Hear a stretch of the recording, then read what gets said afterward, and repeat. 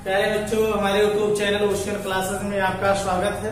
जैसा कि आप जानते हैं, आपको पर डे मैथ की क्लास मिल रही है। आज उसी तरीके से आपको आज एक अदर क्लास अर्थात आपको बायोलॉजी की क्लास भी हम देने वाले हैं, जिसमें आज आपको हम कुछ नया सिखाएंगे। अर्थात आने वाली आगामी वैकेंसियों के लिए, जैसे कि आप देख रहे हैं 8,000 आपके लेखपाल की वैकेंसी, आपकी यूपीएसआई की वैकेंसी, यूपीपी की वैकेंसी, तमाम वैकेंसियों का सिलसिला जारी है जो कि आने वाली है। शायद नवंबर तक कुछ वैकेंसियां आने की संभावनाएं हैं, एग्जाम भी होने की संभावना है। अगर इसी तरीके से कोरोना का कहर जारी रहा तो असंभव है, अन्यथा देखा जाएगा। तो आप लोग ध्यान से देखिएगा, अपनी तैयारी बना के रखिए। तो प्यारे बच्चों, आज हम आपको पढ़ाएंगे बायोलॉजी और ऐसे टॉपिकों को पढ़ाएंगे कि जिसमें से आने वाले प्रश्नों को आप बाहर उससे प्रश्न बिल्कुल नहीं आएगा। यानी बायोलॉजी का जो भी हम कुछ पढ़ाएंगे, आप पूरी वीडियो को देखिएगा और अंत तक आपको हजारों प्रश्न मिलेंगे और जो टॉपिक पढ़ाएंगे उसको कंफर्म कर देंगे। जैसे कि प्यारे बच्चों, आज आप लोगों के बीच में हम लेकर के आए ब्लड। आप लोग जानते होंगे ब्लड क्यों पढ़ाने चल रहे हैं, क्योंकि ब्लड से स्टार्टिंग इसलिए करते हैं क्योंकि ब्लड सबसे इम्पोर्टेंट पार्ट है हमारे बॉडी का।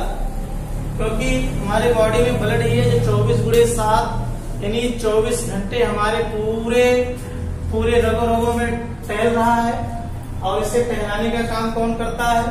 आपको पता होगा अच्छे से कि इसको टहलाने का काम, इसको उतनी बल कौन देता है? हमारा हार्ट देता है। सब पार्ट को एक एक करके पढ़ लेना है। तो सबसे पहले हम ब्लड को शुरुआत करते हैं। प्यारे बच्चों, आज हमें पढ़ना है ब्लड यानी रुधिर। ये रुधिर होता क्या है? तो सबसे पहले ध्यान दीजिए कि रुधिर के बारे में बात करें। रुधिर होता क्या, रुधिर किससे मिलकर बना है, रुधिर का कार्य क्या है, सारी चीजें आज पूरी हम समझाएंगे आपको।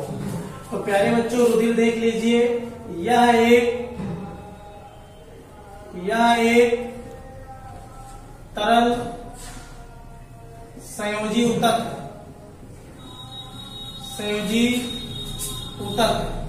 टिश्यू है। यानी कहने का मतलब आप कहेंगे जो हमारा ब्लड है एक तरल संयोजी ऊतक। ये संयोजी ऊतक यानी ऊतक का एक प्रकार है। जब आपको कभी ऊतक पढ़ाएंगे तो आपको बताएंगे संयोजी ऊतक क्या होते हैं। तो सबसे पहले ध्यान से देखिएगा, ये लिक्विड फॉर्म में होता है इसलिए तरल है। ऊतक किसे कहते हैं? टिश्यू। आप जानते हैं सेलों से मिलकर के ऊतक बनता है, ऊतक से मिलकर के अंग बनता है। तो उसी प्रकार से हमारा ब्लड भी एक तरल संयोजी ऊतक है। इतनी बातें आपको समझ में आ गई। दूसरी बात है, इस ब्लड का कार्य क्या है?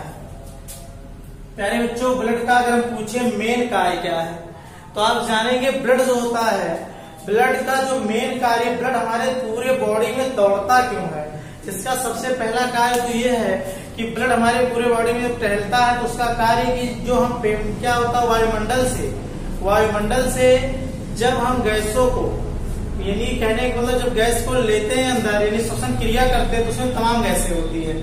उसमें से ऑक्सीजन को ले जाकर के शरीर के अंग तक यानी पूरे पार्टों तक पहुंचाना और वहां से उत्सर्जित हुए CO2 को क्या करके पुनः फेफड़े में लाना और उसका पुनः त्याग कर देना। ये तो एक काम इसका हो गया। दूसरा काम क्या है? जो हम खाना खाते हैं, भोज्य पदार्थ लेते हैं, उसमें से जो पोषक पदार्थ होते हैं, जो तत्व होते हैं, उनको हमारे पूरे शरीर में पहुंचाना, ये भी किसका है? भोज्य पदार्थों को हमारे पूरे शरीर में पहुंचाना भी किसका काम है? ब्लड का काम है। इसके साथ साथ हार्मोन को भी पहुंचाता है। यानी कहने का मतलब जितने भी मिनरल्स वगैरह होते हैं सबको हमारे शरीर के पार्टों में पहुंचाने का काम भी ब्लड करता है। ऑक्सीजन को पहुंचाने का काम ब्लड करता है, लाने का भी काम ब्लड करता है। कैसे करता तो देखिएगा। तो सबसे पहले इसको लिखिएगा, यह फेफड़े से CO2 को शरीर के अंगों तक पहुंचाना,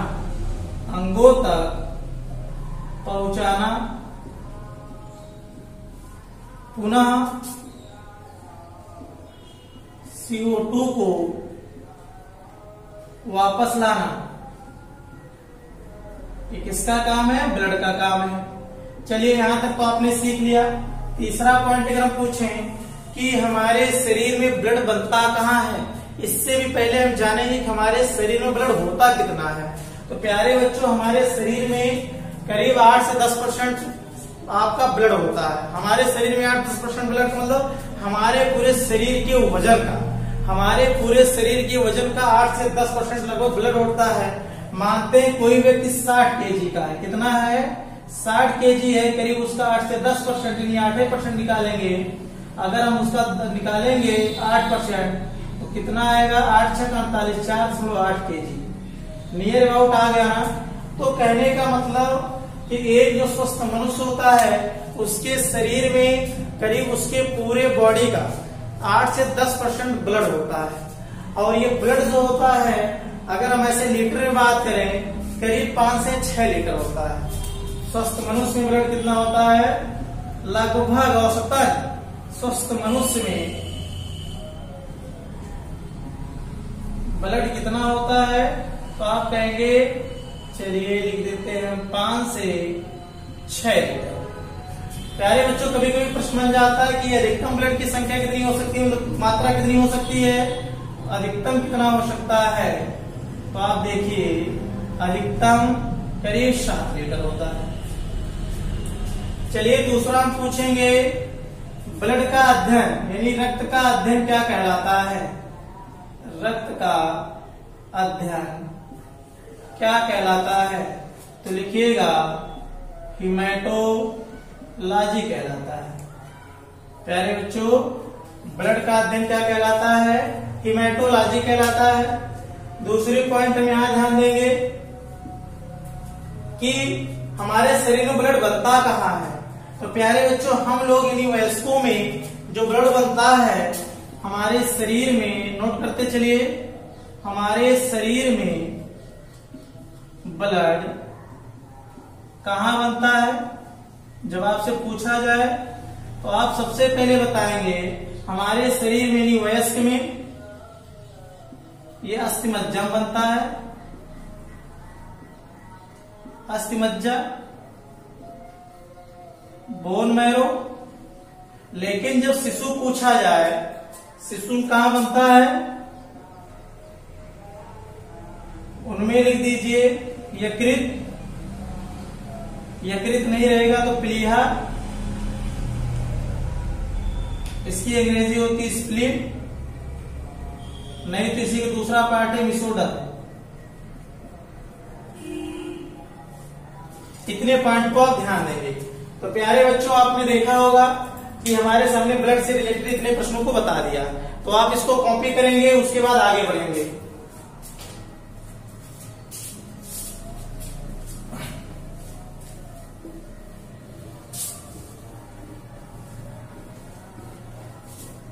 चलिए अब हम बताते हैं आपके ब्लड में होता क्या क्या, ब्लड किससे मिलकर बनी हुई है।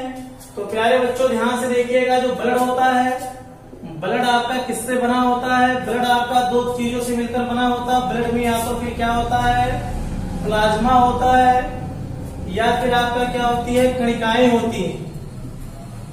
प्यारे बच्चों, ये कणिकाएं कौन कौन सी हैं, पहला आरबीसी है, रेड ब्लड कार्पोसेल्स होता है। कुछ बच्चे रेड ब्लड सेल बोलते हैं, सेल नहीं, सेल मतलब कोशिका होता है, लेकिन ये कोशिका नहीं कणिका होती है, इसलिए इसको कार्पोसेल्स बोलते हैं।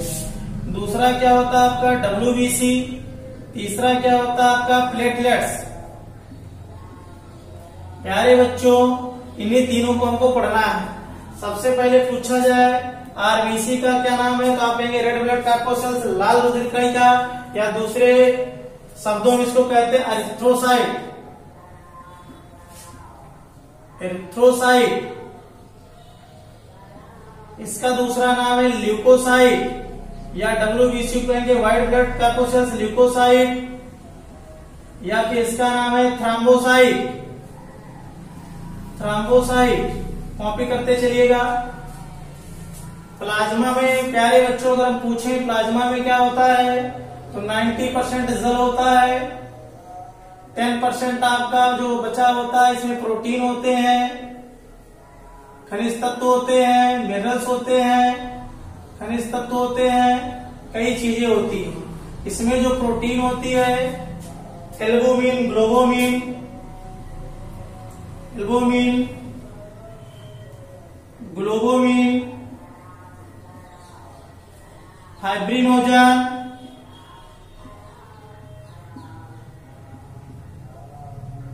प्रोथाम्बिन, ये सब आपकी क्या होती हैं, प्रोटीन्स होती हैं। ये सारी चीजों को आप नोट कर लीजिए, फिर इसको सिखाते हैं। नोट करिए।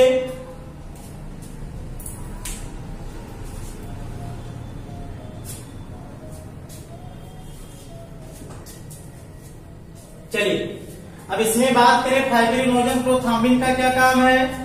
तो इसका काम क्या है, रक्त का थक्का बनाना, रक्त का थक्का बनाना। अर्थात ये कहां पे होती है, यकृत के पास होती है। ये सारी चीजें ध्यान दीजिए, आपको इतनी बातें आपको मोस्ट इंपॉर्टेंट है। इसके आगे बढ़ते हैं। पहले बच्चों एक शब्द और जान लीजिए, सबसे अधिक होती है। ये क्या होती है, सबसे अधिक होती है। इसमें भी 3 प्रकार के ग्लोबुलिन होती है, अल्फा, बीटा, गामा। गामा का काम क्या है आप जानते होंगे। सबसे पहले अल्फा, बीटा, गामा 3 प्रकार के होते हैं। जो गामा होता है एंटीबॉडी का निर्माण करता है, और उसके बाद अल्फा और बीटा जो होती है आपकी, अल्फा बीटा जो होती है हीमोग्लोबिन का निर्माण करती है। अर्थात आपके जो ग्लोबुलिन होता है ये 3 प्रकार का होता है। ग्लोबुलिन कितने प्रकार का होता है, अल्फा, बीटा, गामा। ये एंटीबॉडी का निर्माण करती हैं और ये एचबी का निर्माण करती है, यानी हीमोग्लोबिन का निर्माण करती है। इसका निर्माण करती है प्यारे बच्चों, हीमोग्लोबिन का निर्माण करती है। तो इतने पॉइंट आपको अच्छे से याद हो गया। अब एक एक करके हम बताएंगे। आपको पहले पढ़ाएंगे प्लाज्मा। क्या पढ़ाएंगे, प्लाज्मा। तो प्यारे बच्चों ये ध्यान से सुनिएगा और अच्छे अच्छे प्रश्नों को जरूर नोट करते चलिएगा, लर्न करिएगा अच्छे से। आज आपके ब्लड से बनने वाले सभी प्रश्नों को हम खत्म कर देंगे। चलिए एक प्रश्न पूछा जाता है, बहुत ज्यादा इंपॉर्टेंट है, जो पूछा जाता है ये प्लाज्मा से। अगर कहा जाए प्लाज्मा से, प्लाज्मा क्या होती है, फाइब्रिनोजन नाम का प्रोटीन। प्लाज्मा से फाइब्रिनोजन प्रोटीन निकाल लिया जाए, प्रोटीन निकाल लिया जाए तो बचे भाग को क्या कहते हैं। चलिए बताओ प्यारे बच्चों आप लोग, बचे भाग को क्या कहते हैं। अगर आपका स्पष्ट नहीं होगा बोर्ड तो आप सबसे पहले, नहीं आपको दिख नहीं रहा होगा तो अपने वीडियो की क्वालिटी बढ़ा लीजिएगा।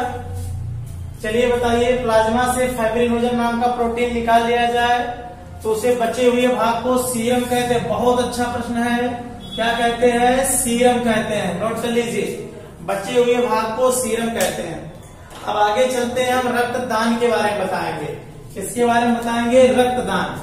तो प्यारे बच्चों रक्तदान क्या होता है, रक्तदान के बारे में आपको सबसे पहले जानना है। चलिए रक्तदान, ब्लड डोनेट, कितने लोगों ने इसमें से रक्तदान किया है। रक्तदान महादान करना चाहिए। सबसे पहले रक्तदान के बारे में बात करेंगे। प्यारे बच्चों अगर पूछ लिया जाए आपसे, कोई व्यक्ति अपने शरीर का कितना भाग, या अपने शरीर का ना कह करके, शरीर में भाई 10% तो ब्लड लगभग ज्यादा से ज्यादा होता ही है, 8% वैसे नियर अबाउट। तो सबसे पहले अगर पूछा जाए हमारे शरीर में जितना ब्लड है उसका कितना भाग दे सकते हैं, तो लिख लीजिए कोई व्यक्ति अगर डोनेट करना चाहता है रक्तदान में अपने पूरे ब्लड का, शरीर के ब्लड का, शरीर के रक्त का लगभग 10% भाग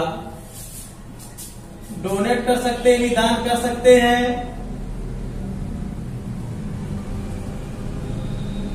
कितना दान कर सकते हैं, लगभग 10% भाग को हम क्या कर सकते हैं, दान कर सकते हैं। चलिए 1 यूनिट कितना दान करते हैं, जैसे मैंने 1 यूनिट दान किया उसमें लगभग 350 ml या फिर 450 ml होगा। दोनों आपको यूनिट याद करना है, 350 भी होता है, 450 भी होता है। हम कितने दिन के अंतराल पर डोनेट कर सकते हैं, 14 दिन के अंतराल पर। कितने, अगर आज हम ब्लड दिए तो कम से कम 14 दिन के बाद ही ब्लड दे सकते हैं। 14 दिन के अंतराल पर हम रक्तदान कर सकते हैं, कर सकते हैं। चलिए आपने कितनी चीजें सीख लिया कि कितने दिन के अंतराल पर ब्लड दान कर सकते हैं। अब ये ब्लड जो होता है जब हम दान करते हैं इसको रखा कहाँ जाता है, तो प्यारे बच्चों आपको पता होगा ब्लड बैंक में रखा जाता है। कहाँ रखा जाता है, ब्लड बैंक, इसको भी देख लीजिए ब्लड बैंक के बारे में। ब्लड बैंक में पूछा जाए कितने दिन तक ब्लड रखा जाएगा, कितने दिन तक ब्लड रखा जाएगा, तो आप जानते हैं 48 दिन तक ही सुरक्षित रखा जा सकता है। 48 दिन तक सुरक्षित रखा जा सकता है। प्यारे बच्चों, इतनी पॉइंट तो आपने देख लिया। ब्लड बैंक में कितने दिन तक सुरक्षित रखा जा सकता है? 48 दिन तक सुरक्षित रखा जा सकता है। चलिए कहाँ पे रखते हैं इसको, कहाँ रखते हैं? तो सबसे पहले देखिए इसको या तो द्रवित नाइट्रोजन यानी लिक्विड नाइट्रोजन में, द्रव नाइट्रोजन में, या फिर डेक्सट्रेट में रखते हैं। डेक्सट्रेट कहाँ रखते हैं? डेक्सट्रेट में रखते हैं। कितने ताप पर रखा जाता है? उसमें का टेम्परेचर -40 डिग्री सेंटीग्रेड से 12 डिग्री सेंटीग्रेड तक होता है। इसका औसत पूछा जाए तो प्यारे बच्चों औसत 4 डिग्री सेंटीग्रेड होता है। अर्थात आपने क्या देखा कि ब्लड बैंक में हम कितने दिन तक ब्लड रख सकते हैं? तो आपने देखा 48 दिन तक सुरक्षित रखा जा सकता है।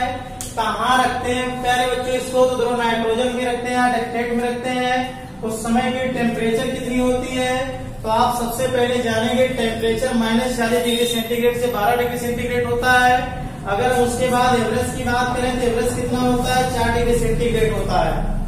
एक प्रश्न बहुत पूरा पूछा जाता है, सबसे ज्यादा पूछा जाता है कि जब ब्लड बैंक में जो ब्लड रखते हैं ये जमने न पाए। जैसे आप जानते हैं हमारे शरीर के अंदर भी ब्लड जमने न पाए और जमने पाए, दोनों कंडीशन है।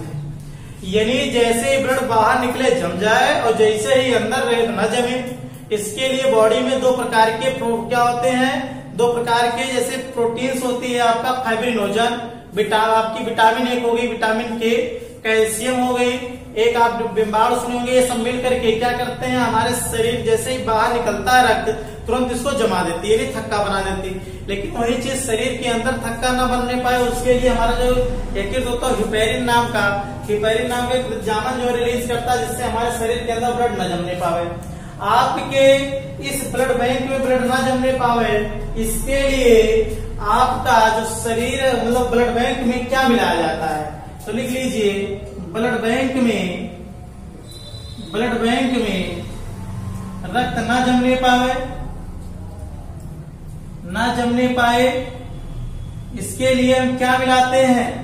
तो उसमें देखिए EDTA क्या मिलाते हैं? EDTA। अब EDTA, चलो प्यारे बच्चे EDTA इसका पूरा नाम कौन बताएगा? चलिए बताइए। Ethyl di amine tetraacetate, ethyl di amine tetra acetate लिख लीजिए। एथाइल डाईएमीन टेट्राएसीटेट इसको मिलाते हैं। इतनी प्यारे बच्चों इतनी बातें आपने सीख लिए होंगे। तो आगे हम बढ़ते हैं। इसको मिटा करके सबसे पहले ध्यान दीजिए, इतनी बातें तो आपने सीख लिया। ब्लड बैंक में हम कितने ताप पर रखते हैं, कब रखते हैं, कैसे क्या करते हैं, सारी चीजें आपने देख लिया। कितने दिन के अंतराल पर हम ब्लड डोनेट कर सकते हैं। अगर आपसे पूछा जाए आरबीसी का कब्रगाह किसे कहते हैं तो क्या बताएंगे आप? या ब्लड बैंक हमारे शरीर में ब्लड बैंक किसे कहते हैं? अगर ये पूछ लिया जाए तो हमारे शरीर में ब्लड बैंक किसे कहते हैं? शरीर में ब्लड बैंक तुरंत आप बताएंगे स्प्लीन यानी प्लीहा को। आरबीसी का कब्रगाह किसे कहते हैं? कब्रगाह ये भी किसको कहते हैं? वही स्प्लीन यानी प्लीहा को। प्यारे बच्चों इतनी चीजें नोट कर लीजिएगा। आपने देखा हमारे शरीर में जो ब्लड बैंक जिसे कहा जाता है किसे कहा जाता है? प्लीहा को। और अगर पूछा जाए कब्रगाह किसे कहा जाता है क्या बताएंगे? स्प्लीन को। चलिए इसके बाद हम चलते हैं, आपका प्लाज्मा खत्म हुआ, चलते हैं कणिकाओं के पास। अब कणिकाएं प्यारे बच्चों आपको मैंने बताया कणिकाएं, इस कणिकाओं में आपका नाम एक हमने भी बताया आरबीसी, डब्ल्यूबीसी और प्लेटलेट्स। तो आरबीसी के बारे में बात करते हैं। रेड ब्लड कार्पोसेल्स, रेड ब्लड कार्पोसेल्स यानी लाल रुधिर कणिका, लाल रुधिर कणिका। आगे हम बात करेंगे इसका दूसरा नाम अभी हमने बताया था एरिथ्रोसाइट या एरिथ्रोसाइट, दोनों मिलेगा, एरिथ्रोसाइट। इसका जीवन काल कितना होता है नोट करते चलिए। जीवन काल इसका 120 दिन होता है। इसका जीवन काल कितना होता है? 120 दिन होता है। इसकी संख्या कितनी होती है? इसकी संख्या बहुत होती है, 45 से 50 लाख प्रति घन ml, यानी एक घन मिलीलीटर में 45 से 50 लाख की संख्या होती है इनकी, और 120 दिन में मर जाते हैं। आप सोच रहे होंगे जब हमारे शरीर में मतलब थोड़े से ब्लड में इतनी मात्रा है कि मर मर के कहाँ जाते हैं। तो प्यारे बच्चों ये भी हम बताएंगे कि हमारे शरीर में जब पाचन क्रिया पाचन पढ़ाएंगे तो उसमें हम बताएंगे बाइल जूस बनता है जिसे पित्तरस कहते हैं। वही पित्तरस इनके मरने के बाद हमारे शरीर में कुछ ऐसी कोशिकाएं जो इन्हें खा जाती है, जो पित्तरस के रूप में क्या करते हैं, कन्वर्ट कर देती है बाइल जूस के रूप में। हम पाचन तंत्र जब पढ़ाएंगे तो उसमें आपको ये सारी चीजें मिलेंगी कि कैसे आरबीसी को बदलते हैं। यहाँ पे ध्यान दीजिए बस इतना कि इनका जीवन काल कितना होता है, 120 दिन होता है। प्यारे बच्चों, अच्छा आरबीसी का जो रंग होता है वो कैसे होता है? लाल होता है। क्यों? क्योंकि आरबीसी का एक पार्ट है आपका हीमोग्लोबिन। आरबीसी का एक पार्ट क्या है? हीमोग्लोबिन। और आरबीसी का निर्माण पूछा जाए कहाँ होता है? आरबीसी का निर्माण कहाँ होता है प्यारे बच्चों? क्या बताओगे? अस्थिमज्जा में होता है। कहाँ होता है? अस्थिमज्जा में। हमारे शरीर में जो आरबीसी होता है इसमें काम आपका होता है क्या है? हीमोग्लोबिन। क्या होता है उसमें? हीमोग्लोबिन। हीमोग्लोबिन ये बहुत मुख्य पार्ट है। यही हीमोग्लोबिन जो है ये सबसे ज्यादा पूछा जाए आपका, तो यही हीमोग्लोबिन ही हमारे शरीर में यानी ब्लड में जो ऑक्सीजन को पकड़ के चिपका को लेकर के परिवहन करता है। ये कौन है? वही हीमोग्लोबिन है। हीमोग्लोबिन का जो रंग होता है ये भूरा होता है। कैसा होता है रंग इसका? लेकिन जब ये ऑक्सीजन से मिल जाता है ये बना लेता है ऑक्सी हीमोग्लोबिन। ऑक्सी हीमोग्लोबिन क्या बना लेता है? ये ऑक्सी हीमोग्लोबिन बना लेता है। और इसका रंग कैसा हो जाता है प्यारे बच्चों? लाल हो जाता है। इसलिए हमारे शरीर में आप देखते हैं जो आरबीसी रेड ब्लड कार्पोसेल्स, इसका नाम इसीलिए है क्योंकि इस आरबीसी में क्या पाया? कैसा रंग? हीमोग्लोबिन। और हीमोग्लोबिन का रंग कैसा होता है? लाल, ऑक्सीजन से मिलकर के। यानी जो हमारे शरीर में हीमोग्लोबिन ऑक्सीजन को ले जा रहा होता है तो ऑक्सीजन से जब मिला होता है तो ऑक्सी हीमोग्लोबिन होता है। और जब उधर से कार्बन डाइऑक्साइड को पकड़ के लाता है तो यही Hb मिलकर के CO2 से क्या बनाता है? कार्बोक्सी हीमोग्लोबिन बनाता है। क्या बनाता है? Carboxy haemoglobin.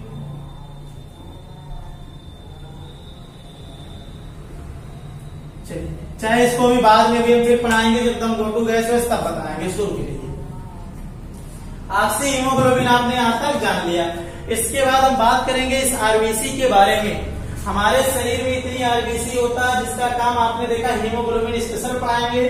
पहले आरबीसी को बता देते हैं, सबसे छोटी आरबीसी, सबसे बड़ी आरबीसी, सबसे ज्यादा आरबीसी, सबसे कम आरबीसी किसमें होता है।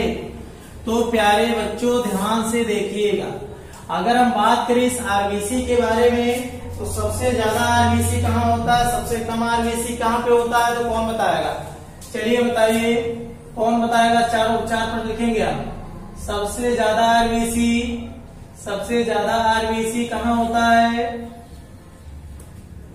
किसमें होता है, किसमें होता है? दूसरा सबसे कम आरबीसी, कम आरबीसी किसमें होता है? सबसे बड़ी आरबीसी, बड़ी आरबीसी किसमें होता है? सबसे छोटी आरबीसी, सबसे छोटी आरबीसी किसमें होता है? चलो आप लोग जवाब दीजिए चारों प्रश्नों का, जिसको पता है बता सकता है। और एक पॉइंट तब तक के लिए और नोट करिए। इतनी चीजें हो गई, एक चीज और नोट कर लिए, याद है भी बता दे रहे हैं। नोट, आरबीसी में केंद्रक नहीं पाया जाता है, आरबीसी में केंद्रक नहीं पाया जाता है। नोट कर लीजिए प्यारे बच्चों, आरबीसी में केंद्रक नहीं पाया जाता है। दूसरी बात कहें, लेकिन इसके कुछ अपवाद हैं, इसके अपवाद हैं। ये अपवाद कौन है? आप जानते होंगे इसके अपवाद हैं ऊंट और लामा। ये लामा तिब्बती क्षेत्रों में पाए जाते हैं, अर्थात हमारे आरबीसी में केंद्रक नहीं होता, जबकि हमारे डब्ल्यूबीसी में केंद्रक होता है। और इसके अपवाद है ऊंट और लामा के आरबीसी में केंद्रक होता है। दूसरी बात करेंगे, आरबीसी पाया किसमें जाता है? इसमें ये आरबीसी उसी जंतु में पाया जाएगा जिसमें क्या होते हैं? कशेरुकी होते हैं। आरबीसी केवल जिसमें रीढ़ की हड्डी होती है, क्या होती है? रीढ़ की हड्डी होती है, उसी में पाया जाता है। नोट कर लीजिए पूरे पॉइंट को।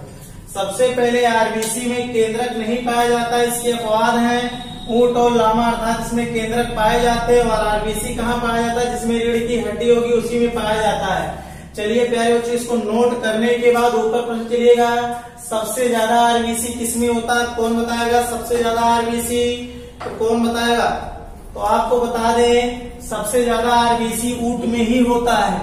कहाँ पे होता है?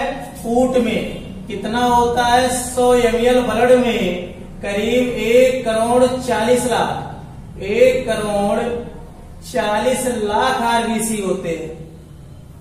नोट कर लीजिए। अगर हम कहें सबसे ज्यादा आरबीसी किसमें होता है, तो आप कहेंगे भैया ऊंट में 100 ml में 1 करोड़ 40 लाख। फिर बात करें सबसे कम किसमें होता है, कि कुत्ता और मेढक में होता है। इसमें कुत्ता और मेढक में होता है, ये करीब 100 ml में 4 लाख होते हैं। सबसे छोटी आरबीसी कस्तूरी मृग की होती है, किसकी होती है? कस्तूरी मृग की। सबसे बड़ी आरबीसी किसकी होती है? सबसे बड़ी आरबीसी एक आपके मेढक की प्रजाति है, एगफी यूफा, इसकी होती है। एक मेढक की प्रजाति है जिसका नाम है एगफी यूफा, इसकी आपकी सबसे बड़ी आरबीसी होती है। बात करें कितना होता है, तो 75 माइक्रोन मीटर। कितना होता है प्यारे बच्चों? 75 माइक्रोन मीटर। इसका होता है 2.3 माइक्रोन मीटर। प्यारे बच्चों, अगर हम बात करें मनुष्य की आरबीसी की लंबाई कितनी होती है? मनुष्य के आरबीसी की लंबाई कितनी होती है? आरबीसी की लंबाई तो आप तुरंत बताएंगे 7.2 माइक्रोन मीटर होती है। कितनी होती है प्यारे बच्चों? 7.2 माइक्रोन मीटर होती है। आई होप आप इतनी चीजों को लर्न अच्छे से कर लिए होंगे। आज पूरा ब्लड हम आपको बता के जाएंगे, तो जल्दी जल्दी इसको नोट करिए। इसको नोट करने के बाद आगे हम बढ़ेंगे। नोट कर लीजिए, स्क्रीनशॉट ले लीजिए, कॉपी पेन आपके साथ होना चाहिए, मेहनत के साथ पढ़िए। आप अगर मेहनत अच्छे से करेंगे, सफलता आपके कदम चूमेगी। तो प्यारे बच्चों, इतनी मेहनत के साथ आप पढ़ाई करिए, इतनी शिद्दत के साथ पढ़ाई करिए कि सफलता आपको जल्द से जल्द मिले। चलिए, इतनी कंफर्म हो गई ना, आगे बढ़ते हैं हम। नोट कर लीजिए, आपको डेली बायोलॉजी के एक एक टॉपिक अब मिलेंगे, जैसे मैथ के मिल रहे हैं, आने वाले समय में रीजनिंग के भी मिलेंगे, जीएस के भी मिलेंगे, हिंदी के भी मिलेंगे। सारी व्यवस्थाएं आपकी सुचारू रूप से चलेंगी। तब तक आप जुड़े रहें, चैनल को लाइक करिए, सब्सक्राइब करिए, शेयर करिए, सारी चीजों को करते रहिए। तो प्यारे बच्चों, अब हम बात करेंगे कुछ इस तरीके से कि आरबीसी की संख्या कब घटती है कब बढ़ती है हमारे शरीर में। फिर हम बताएंगे, पहले ये जान लीजिए कि हमारे शरीर में कितनी, अगर बात करें जो हीमोग्लोबिन चेक होता है होता कितना है, या फिर इससे भी पहले हम आरबीसी के बारे में बता दें। अगर आपसे कोई प्रश्न पूछे, चलो लिखो और बताओ, जवाब दो। पहाड़ों पर जाने पर, पहाड़ पर जाने पर हमारे शरीर में आरबीसी के मान में क्या परिवर्तन होता है? चलिए जवाब दीजिए। कौन बताएगा?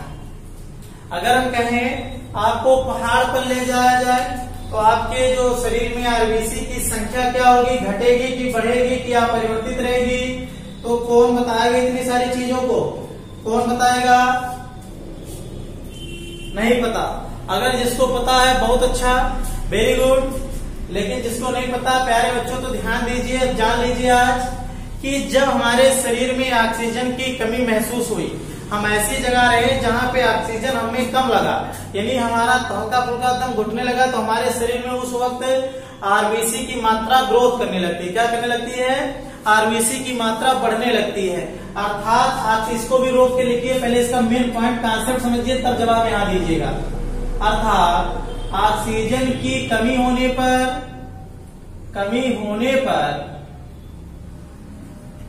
आरबीसी की मात्रा बढ़ जाती है। कैसे बढ़ती है? जो हमारा वृक्क होता है, वृक्क से एरिथ्रोपिन नाम का हार्मोन निकलता है, जो हमारे शरीर में ऑक्सीजन की कमी होने पर O2 क्या ऑक्सीजन की कमी होने पर आरबीसी की मात्रा बढ़ा देता है।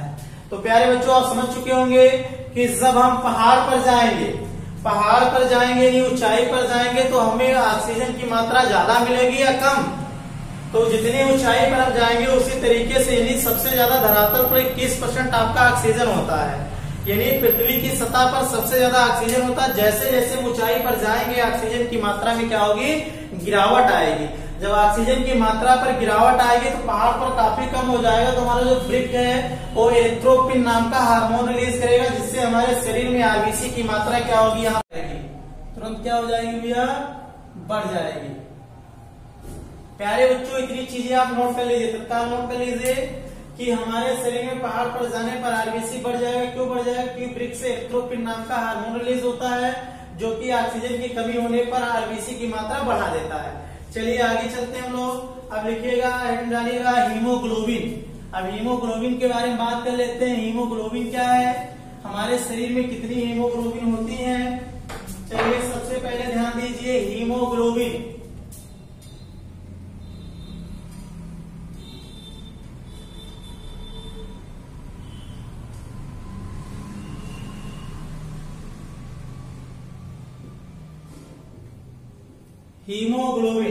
चलिए इतनी चीज जान लीजिए आप। हीमोग्लोबिन के बारे में बात करें तो हीमोग्लोबिन क्या होता है?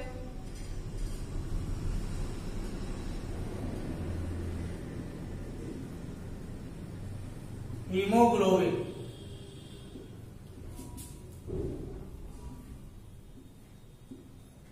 साइट में इसको एच बी लिखेंगे। चलिए अगर हम बात करें हीमो की, हीमो मतलब होता है आयरन, हम ग्लोबिन की बात करें, ग्लोबिन मतलब होता है प्रोटीन। अर्थात हमारे शरीर में जो हीमोग्लोबिन होता है, ये क्या होता है? जो हमारे शरीर में हीमोग्लोबिन होता है ये आयरन और प्रोटीन से मिलकर बना होता है। किससे मिलकर बना होता है? आयरन और प्रोटीन से मिलकर के बना होता है। तो प्यारे बच्चों, अगर हमारे शरीर में आपने सुना होगा खून की कमी, डॉक्टर जांच करते हैं तो बताते हैं आपके शरीर में खून की कमी हो गई। तो प्यारे बच्चे, खून कभी नहीं कम होता है, हमारे शरीर में खून की कमी नहीं होती है, बशर्ते उसमें जैसे सपोज करिए कि हमारे मगर शरीर में अगर 5 लीटर खून है तो डॉक्टर ने लिख दिया कि आपके खून की कमी क्या हो 3 लीटर हो जाता है, नहीं। तो आप सोच रहे होंगे सभी जांचों में तो बताया जाता है, लेकिन ऐसा बिल्कुल सत्य है, बताया जाता है। हम भी वही चीज बताएंगे। बशर्ते होता क्या है, जैसे मान लीजिए कोई दूध वाले हैं, दूध वाले जो है मान लेते हैं आप उनसे 4 लीटर दूध ऐसा मान लेते हैं, सपोज दैट पर डे आप 4 लीटर आप मिल्क लेते हैं। आपने उनसे कहा भैया चाहे जितना महंगा हमको दूध दे दीजिए लेकिन शुद्ध दूध ही देना, अर्थात उसमें आरबीसी की मात्रा 45 से 50 लाख होनी चाहिए, यानी 45 से 50 लाख 45 से 50 लाख पर घन मिलीलीटर होना चाहिए। उन्होंने कहा ठीक है, लेकिन उन्होंने एक दिन आपको दूध तो 4 ही लीटर दिए, दूध कितना दिए 4 लीटर ही दिए, लेकिन उसमें शुद्ध दूध 3 लीटर था और 1 लीटर पानी मिला दिए। तो क्या अभी भी आप 40 से 45 लाख जो भी 45 से 50 लाख घन मिलीमीटर आरबीसी आपको मिलते थे, क्या इस वाले दूध में मिलेंगे? बिल्कुल नहीं मिलेंगे। कहने का मतलब हमारे खून में जो उसमें तत्व है, यानी कहने का मतलब आपके आरबीसी की संख्या में गिरावट यानी हीमोग्लोबिन कम हो जाता है, हमारे शरीर में हीमोग्लोबिन कम हो जाता है। तो इसीलिए कहते हैं खून की कमी, जिससे एनीमिया नामक रोग हो जाता है। अभी खून की कमी के जितने भी कारण से मैं सब बताऊंगा। जैसे आपने सुना होगा कि अगर खून की कमी किसी को हो जाती है तुरंत उसको बताया जाता है आयरन लीजिए, आयरन लीजिए, प्रोटीन युक्त चीजें लीजिए, प्रोटीन लीजिए। अब आयरन लेने का मतलब है थोड़ी लोहा ही खा जाए, कढ़ाई खा जाए, उसमें खाना कहने का मतलब ऐसी चीजें बनाएंगे जिसमें आयरन ज्यादा है, ऐसी चीजों का आप सेवन करेंगे जिसमें आयरन ज्यादा है। दाल पियेंगे, दाल का जूस पियेंगे, ऑपरेशन वगैरह के बाद अक्सर डॉक्टर बोलते हैं कि इनको दाल की जूस पिलाइए, क्योंकि उसमें प्रोटीन ज्यादा होता है, एचबी को बहुत जल्दी वो ग्रोथ कर जाता है। क्योंकि आपकी जो शल्य क्रिया होती है, यानी ऑपरेशन के दौरान आपके भी क्या होती है ब्लड की मात्रा ज्यादा निकल जाती है। ऐसे दरमियान में एचबी को ग्रोथ करने के लिए आपको प्रोटीन की सलाह दी जाती है, आयरन की सलाह दी जाती है। तो प्यारे बच्चों ध्यान से देखिएगा, जो ये आयरन होता है सबसे ज्यादा कहाँ होता है? आज तक आपने जब पालक पढ़ा होगा, एग्जाम में जाते होंगे, पालक तलाश करते होंगे, पालक में होता है, लेकिन पालक से भी ज्यादा कहीं होता है। तो चलिए सबसे ज्यादा अगर हम बात करें कहाँ पे होता है, मेथी में होता है, पुदीना में होता है, फिर पालक में होता है। तो प्यारे बच्चों अगर मेथी पुदीना नहीं है तो आप क्या करेंगे, तब जाकर के पालक पर टिक लगाएंगे। कहने का मतलब अगर हम बात करें कि सबसे ज्यादा आयरन कहाँ होती है तो आप क्या बताइए, मेथी में, उसके बाद कहाँ होती है पुदीना में, फिर कहाँ होती है पालक में। तो प्यारे बच्चों इतनी बातें आपने समझ में गए होंगे। अब आगे हम बात करते हैं कि अगर एक प्रश्न आपसे पूछे बकरी के दूध का, बकरी के दूध में सबसे ज्यादा क्या होता है? तो अगर हम बात करें बकरी के दूध की, बकरी के दूध की बात करें हम, तो बकरी के दूध में सबसे ज्यादा आयरन होता है। क्या होता है? बकरी के दूध में, यहाँ आपने देखा मेथी में होता है, बकरी के दूध में भी होता है। बकरी के दूध के गंध का कारण क्या है? बकरी के दूध का गंध का कारण क्या है? तो भी आप जवाब देंगे क्या कारण है भैया? आयरन। अर्थात बकरी का दूध जो गंध करता है वो किसके कारण से करता है? आयरन के कारण से। यानी आपके शरीर में अगर आयरन की कमी होगी तो आप बकरी का दूध ले सकते हैं। पुदीना, मेथी, पालक इन सबका सेवन अधिक से अधिक कर सकते हैं। सेब को आप काटते होंगे तो उसमें थोड़ी देर बाद भूरा भूरा परत चढ़ जाता है, अर्थात उसमें भी आयरन है। अमरूद में भी होता है। ऐसे फल हो जिसमें आप काटने के बाद थोड़ी देर बाद भूरा भूरा परत चढ़ जाए, सब में आयरन है अधिक से अधिक मात्रा में। तो प्यारे बच्चों एक चीज और पूछता है, बकरी के दूध में गंध का कारण आयरन है। अगर पूछा जाए किस स्तनी का सबसे गर्म खून होता है, किसका होता है, तो भी क्या जवाब देंगे आप? बकरी का होता है। कितना? 39 डिग्री सेंटीग्रेड। सबसे गर्म खून किसका होता है स्तनी में? तो आप कहेंगे बकरी का। वो भी कितना होता है प्यारे बच्चों? 39 डिग्री सेंटीग्रेड। इतनी चीजें आपने जान लिया होगा। हीमोग्लोबिन कहाँ कहाँ मिलेंगी आप ये भी जान लिए। आयरन की कमी होगी, इतनी चीजें आपने देखा। अगर इन्हीं की कमी से, अर्थात आयरन की कमी से अगर मैं बात करूं तो कौन सा रोग होता है, यानी आप बात करेंगे इसकी कमी से कमी से कौन कौन सा रोग होगा?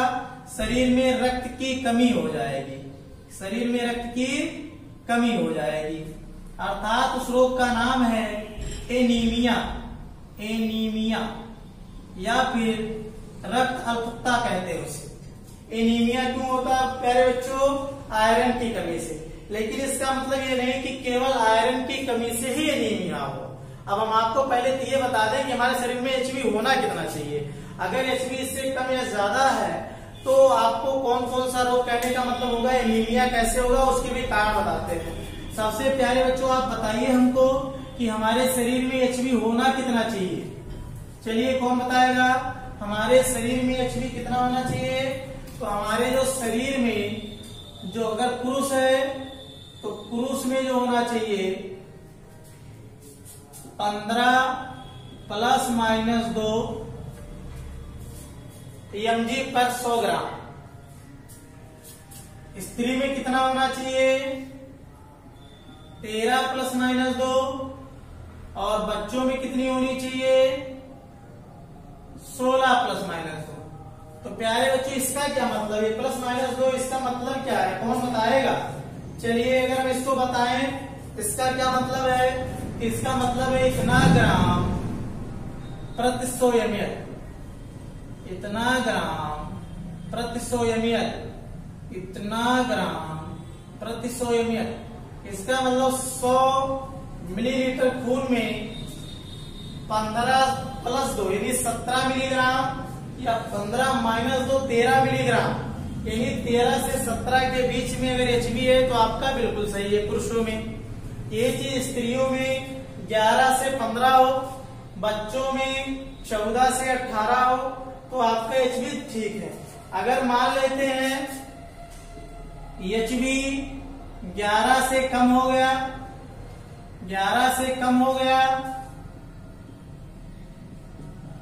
तो एचबी 11 से कम हो गया तो वही एनीमिया नामक रोग हो जाएगा, एनीमिया नामक रोग हो जाएगा।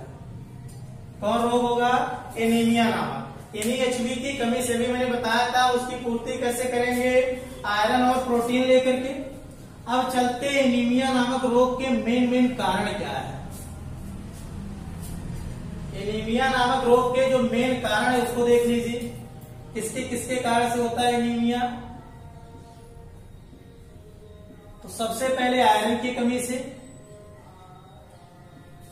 आयरन की कमी, विटामिन B6 की कमी, विटामिन B9 की कमी, विटामिन B12 की कमी। इसका नाम है साइनोकोबालामिन, साइनोकोबालामिन, साइनोकोबालामिन। इसका नाम है फोलिक एसिड,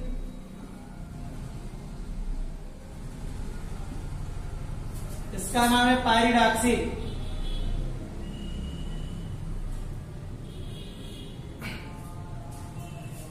आपसे पूछा जाता है तो किसमें कोबाल्ट पाया जाता है?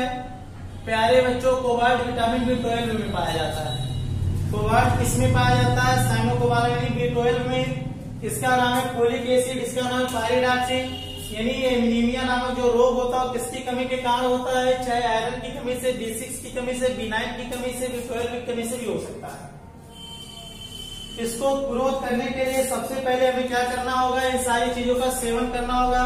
आपने देखा होगा जो गर्भवती महिलाएं होती है उन्हें आयरन की गोली, B9, फोलिक एसिड बहुत दिया जाता है क्योंकि ये आपके ब्लड को बहुत तेजी से रिकवर करता है, बहुत तेजी से, क्योंकि जो उनके घर में पल रहे भ्रूण को भी ब्लड की जरूरत होती है, उसी माता से ही भ्रूण में भी ब्लड जाता है, इसलिए बहुत तेजी से ब्लड की जरूरत पड़ती है, इसलिए उन्हें फोलिक एसिड ये सारी चीजें उनको एक्स्ट्रा दी जाती है। प्यारे बच्चों आई होप इतनी बातें आपने समझ लिया होगा एनीमिया के किसके कारण से होता है। इसके बाद हम बात करेंगे कि ब्लड क्लॉटिंग, ब्लड क्लॉटिंग के लिए जिम्मेदार कौन कौन से हैं? ब्लड क्लॉटिंग के लिए जिम्मेदार कौन कौन से हैं? यानी रक्त का थक्का। चलिए उसको आगे पढ़ते हैं। सबसे पहले हम पढ़ते हैं WBC। सबसे पहले हम क्या पढ़ेंगे? WBC, तब ब्लड क्लॉटिंग तब पढ़ेंगे। पूरा देख लें। प्यारे बच्चों, WBC का जो नाम है व्हाइट ब्लड कॉर्पोसेल्स यानी श्वेत, क्या होता है? श्वेत रुधिर कणिकाएं, श्वेत रुधिर कणिकाएं। दूसरी बातें जान ले, इसमें केंद्रक होता है, इसमें केंद्रक हो तो 120 दिन जिया, लेकिन ये बहुत कम दिन जीता है, करीब 5 से 7 दिन जीता है, बहुत ज्यादा इसकी जीवन काल नहीं होती है। लेकिन एक प्रश्न ध्यान दीजिए, आरबीसी डब्ल्यूबीसी का रेशियो पूछा जाए, जब आरबीसी डब्ल्यूबीसी का रेशियो ये कितना होता है? 600:1, अर्थात जहां 600 आरबीसी है वहां पर केवल 1 डब्ल्यूबीसी होता है। इतनी चीजें जान लिए। आरबीसी कहाँ 45 से 50 लाख प्रति घन मिलीलीटर होता है, ये कहाँ 5 से 9,000, ये बहुत कम होता है। ये कहाँ कितना होता है? 5,000 से 9,000 प्रति घन मिलीलीटर होता है। इसका मतलब 1 घन मिलीलीटर में करीब 5 से 9,000 कणिकाएं हो सकती है डब्ल्यूबीसी की। इसमें केंद्रक होता है। सबसे पहली बात क्या होता है? उसमें केंद्रक नहीं होता, और इसमें केंद्रक होता है इसके जीवन काल। प्यारे बच्चों, इसका मेन कार्य क्या है? आज इसकी मेन कार्य आप जान लीजिए। इसका कार्य है रोग से लड़ने की क्षमता प्रदान करना, रोग से लड़ने की क्षमता प्रदान करना, क्षमता प्रदान करना, या फिर कह सकते हैं रोग प्रतिरोधकता बनाए रखना। ये इसका मेन कारण है। मेन काम क्या है?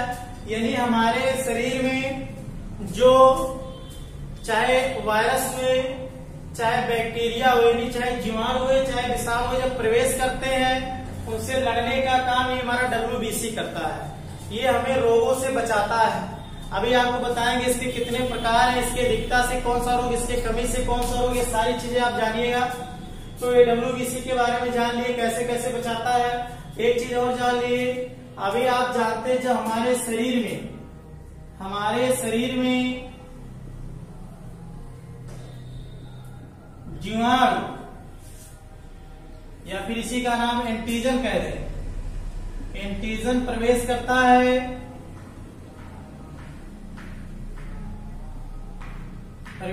है, तो हमारा शरीर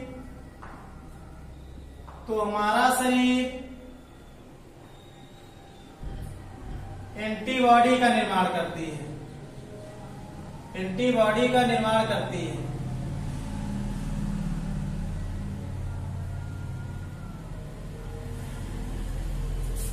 अगर हमारे शरीर में विषाणु प्रवेश करते हैं तो एंटीफेरान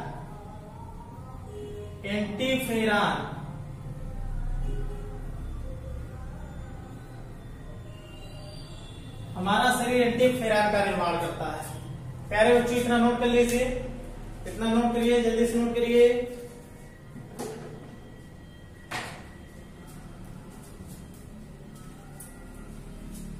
नोट हो गया होगा। आगे चलते हैं।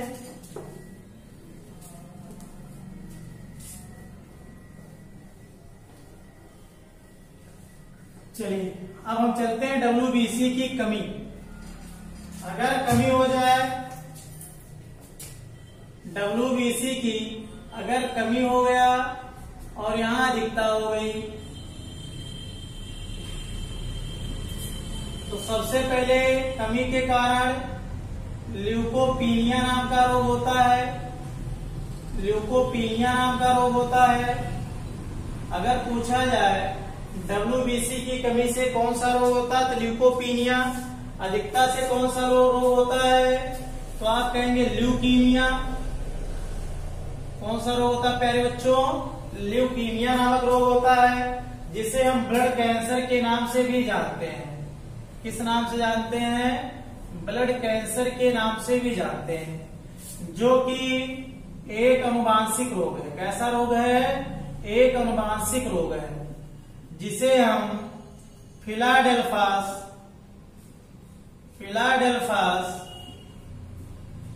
क्रोमोसोम रोग भी कहते हैं।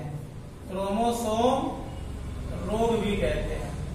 नोट कर लीजिए प्यारे बच्चों, क्रम से आपको बहुत सारी चीजें आज बताएंगे, वीडियो के अंत तक जुड़े रहिए।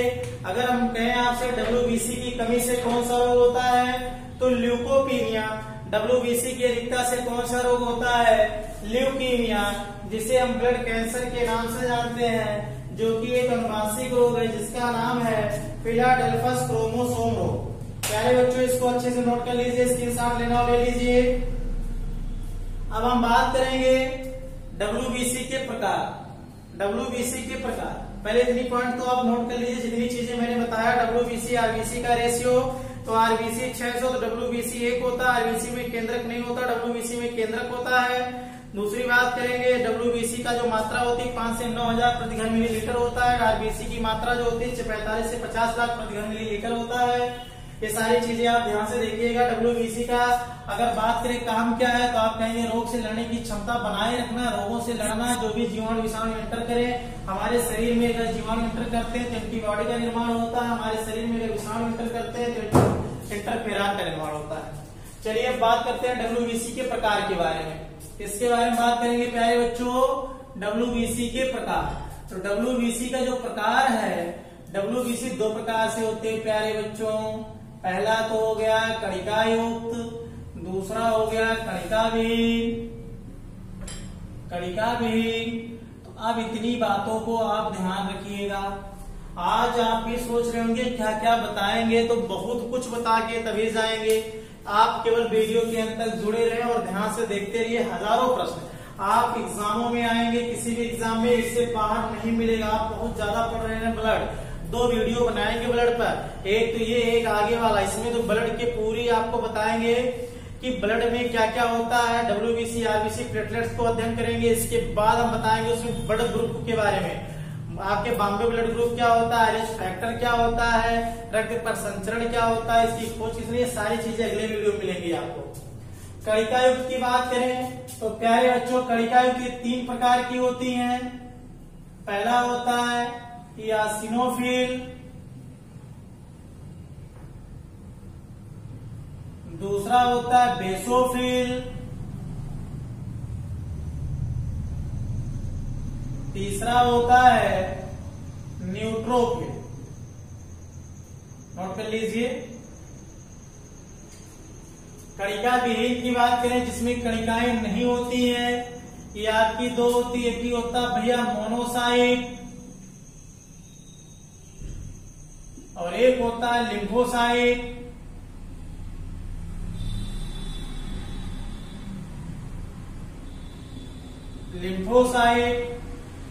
इसका निर्माण कणिका विहीन WBC का निर्माण लसिका ग्रंथियों में होती है। कहाँ होती है? लसिका ग्रंथों में होती है।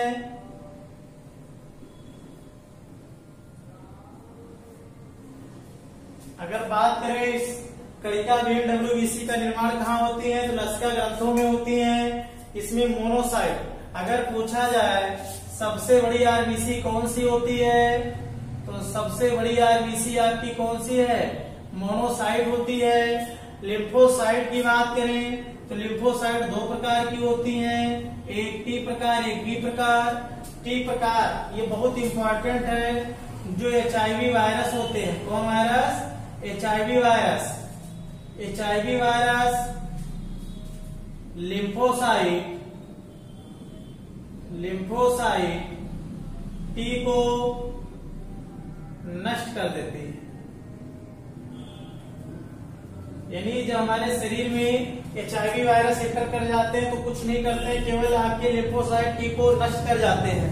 जब नष्ट कर देते हैं तो हमारे शरीर में जो होती रोगों से लड़ने की क्षमताएं खत्म हो जाती है। रोग प्रतिरोधकता क्षमता क्या होती है? खत्म हो जाती है। इसी प्रकार से पहले लिखिएगा इस्नोफिल का काम क्या है? हेडिंग डालिए और लिखिए इओसिनोफिल। यहीं पे ऐसे लिखो, आप लोग अपना कॉपी में लिख लीजिए कि लिखिए जितनी संवेदनशील क्रियाएं हैं, इसका नियंत्रण कौन करता है? एसिनोफिल करता है। आपकी जितनी एलर्जी होती है इसका नियंत्रण कौन करता है? बेसोफिल करता है। ऐसे करके लिखा लिए। चलिए ठीक है, नोट कर दे रहे हैं।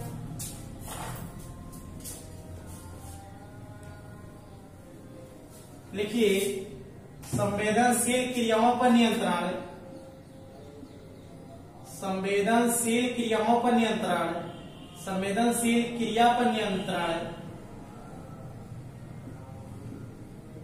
कौन करता है?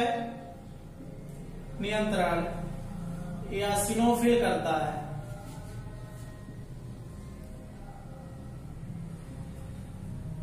इतनी पॉइंट आपने ध्यान दिया कि संवेदनशील क्रियाओं पर नियंत्रण कौन करता है? एसिनोफिल करता है। जैसे हमको किसी ने छुआ, ऐसी संवेदनाएं जिसमें क्या होती है? संवेदनशील क्रिया जितनी होती है सबका नियंत्रण ये कौन करता है? आपका एसिनोफिल करता है।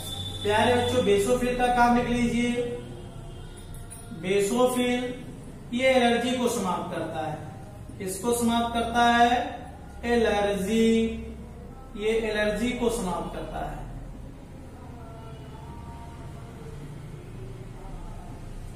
अर्थात हमारे शरीर में एलर्जी हुई, इसको कौन समाप्त करता है? तो हमारे शरीर में एलर्जी अगर होती है तो इसको समाप्त करने का काम बेसोफिल का होता है। जैसे हमको खुजली हुई तो आज जानते हैं तो हमारा जो होती खुजली जो होती है हम उसको क्या करते हैं? थोड़ा सा खुजाने के बाद वो सही हो जाता है। क्यों? क्योंकि बेसोफिल जो होता है ये एक एंटी हिस्टामिन या फिर आप लिख दीजिए हिस्टामिन, हिस्टामिन रिलीज करता है जिससे वो खुजली समाप्त हो जाती है।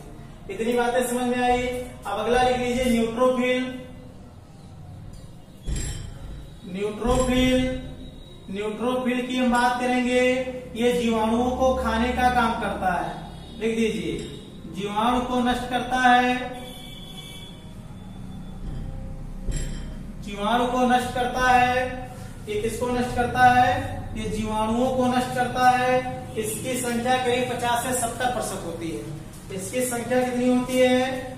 50 से 70% तक होती है। 50 से कितनी होती है?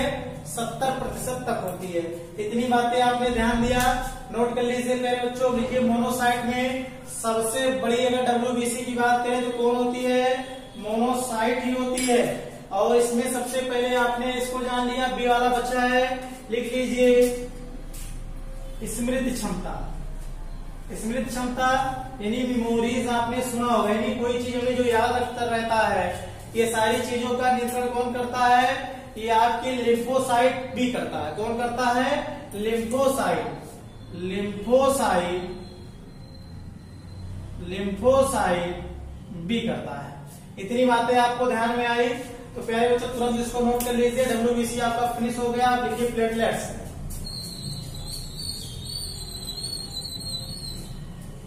अब क्या लिखेंगे आप? तुरंत लिखेंगे प्लेटलेट्स।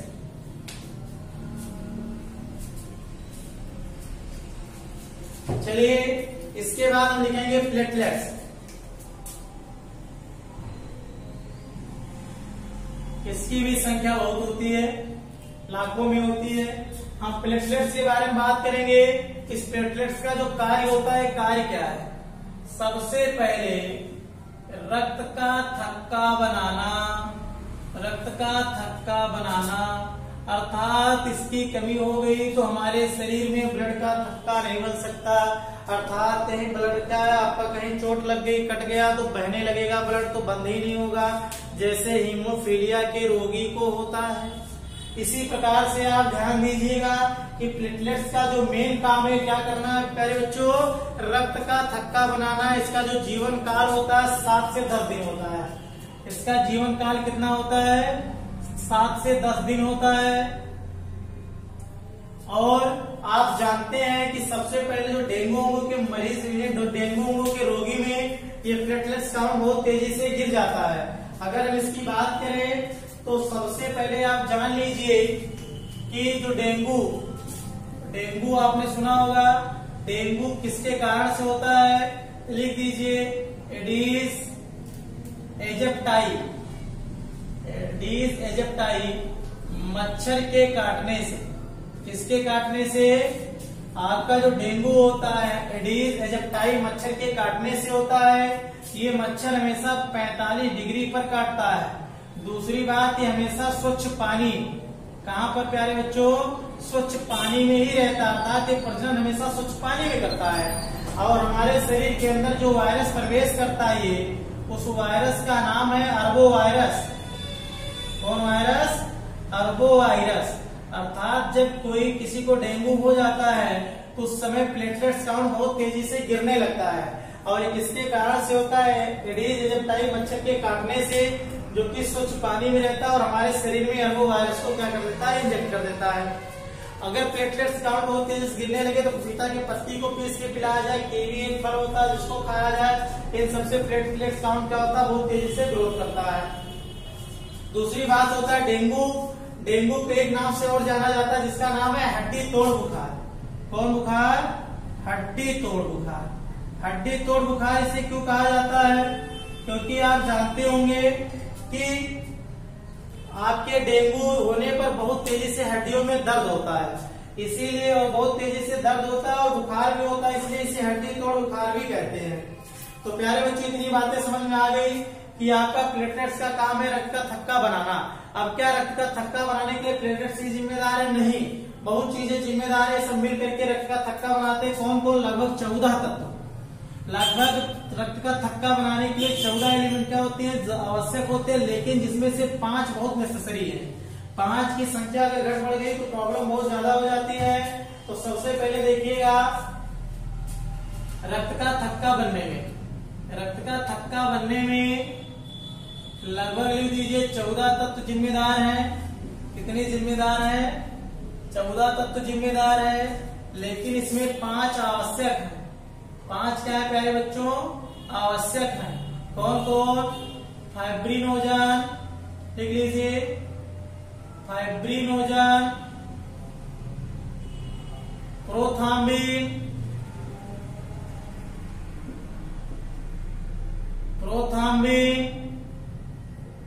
विटामिन के, तीसरा हो गया आपका विटामिन के,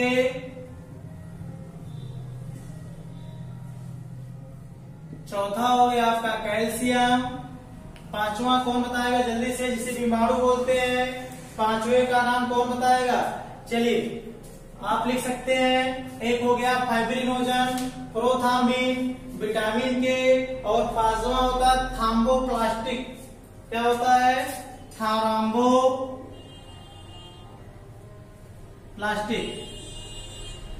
प्लास्टिक, जिसे हम बिम्बाणु के नाम से भी जानते हैं। ये पांचों मिलकर के क्या करते हैं? हमारे शरीर में रक्त का थक्का बनाते हैं। जैसे थ्रोम्बोप्लास्टिन और फाइब्रिनोजन मिलकर के फाइब्रो बनाता है, इसी प्रकार से एक दूसरे से मिलकर के क्या बनाते हैं? तब जाकर के रक्त का थक्का, ब्लड क्लॉटिंग वहां पर हो जाता है। रक्त का थक्का बनने का मतलब आप जानते होंगे, जैसे हमारे कहीं कट गया, अगर रक्त का थक्का नहीं बने तो रक्त ऐसे बहता ही रहेगा। थोड़ी देर बाद आप देखते होंगे कि अगर जिसमें क्या होता है, इन सबकी तत्वों की कमी नहीं होता तो जल्दी से क्या होता है? ब्लड आराम से रुक जाता है। और कुछ लोगों में देखते होंगे ब्लड बड़ी देर तक बहता रहता है, रुकता ही नहीं है। इन सारी चीजों के लिए रक्त का थक्का बनाने के लिए 5 तत्व ज्यादा जरूरी है, वैसे 14 तत्व होते हैं। दूसरी बात प्यारे बच्चों, हम ये करेंगे कि अगर ये रक्त का थक्का बनाने के लिए सब जिम्मेदार है तो हमारे बॉडी के अंदर ही रक्त क्यों नहीं जम जाता है? तो लिख दीजिएगा, हमारे यकृत से एक आपका हिपैरिन नामक प्रतिजामन रिलीज होता है, जो हमारे शरीर के अंदर रक्त को जमने नहीं देता है। लेकिन ये रक्त जैसे ही क्या होता है? बाहर निकलता है शरीर से, के जमने लगता है। जैसे आपने देखा होगा चिकन काटने के बाद अगर उसके ब्लड को कहीं पे अगर स्टोर किया जाए तो देर बाद आप देखते होंगे वो जम जाता है बिल्कुल। यानी कहने का मतलब हमारे शरीर के अंदर ब्लड ना जमने पाए, इसके लिए हमारा शरीर क्या रिलीज करता है? हिपैरिन। और ब्लड के बाहर निकलते ही जम जाए, इसके लिए क्या रिलीज करता है? ये सारी चीजें, ये सब प्रोटीन जिम्मेदार होती है। आई होप प्यारे बच्चों आपने इतनी चीजें समझ लिए होंगे। इसका जल्दी से स्क्रीनशॉट ले लीजिए।